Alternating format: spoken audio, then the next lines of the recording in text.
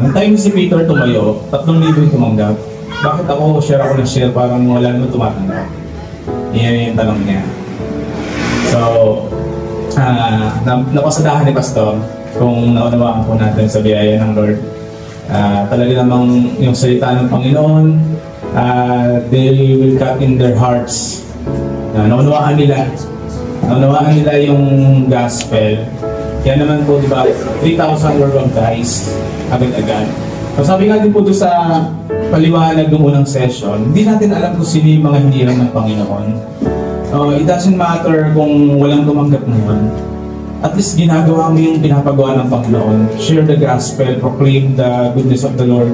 Basta yung puro na mabuting balita, ibinabahagi mo. Kasi sometimes, meron 10 ka na sharean, hindi talaga sila hinirang eh.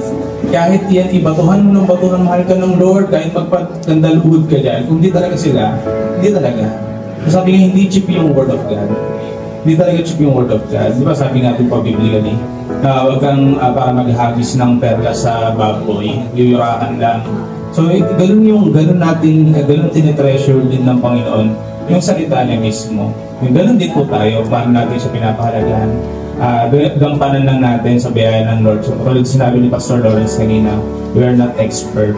Pero dahil biyaya at grasya at habag ng Panginoon na unawaan natin yung pinapagawa sa atin ng Lord, gawin po natin. May 10, masyashare natin, may isang maniniwala doon. May 20, nasyare natin, may isang din maniniwala doon.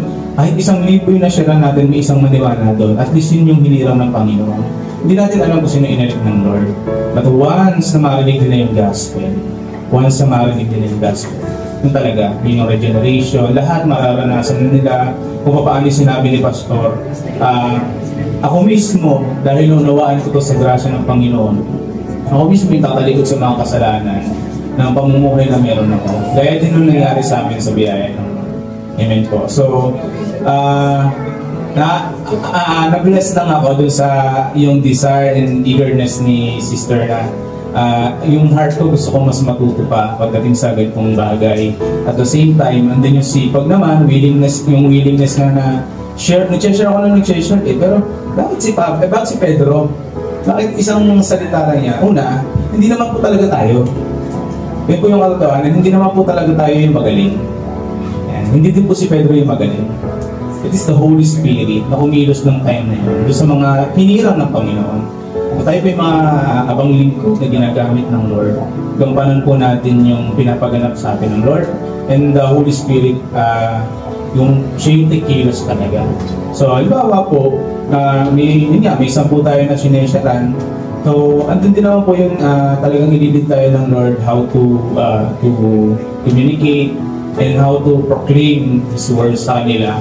So, yun po, ang Holy Spirit din po yung kikilos. Parang katugma din sa ano po ni Pastor na talagang kailangan mo patanggapin. Hindi talaga kailangan. So, sila mismo, dahil sila hinirang, bago palikhain ang mundo, tandaan po natin, pinili na tayo ng Diyos.